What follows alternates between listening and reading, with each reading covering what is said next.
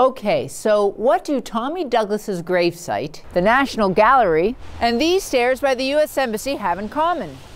You can see Parliament Hill from all of them, and that's no accident. Officials want to make sure Ottawa's #1 symbol can always be seen from certain spots. For the first half of the last century, there was a strict height limit on buildings for the whole city, just like in Washington, London, and Paris. But in the late 60s, developer Robert Campo was allowed to build this massive downtown complex, Place de Ville, and that changed the rules of the game. Suddenly, officials began to fear something important was being lost, something that really defined Ottawa as the capital.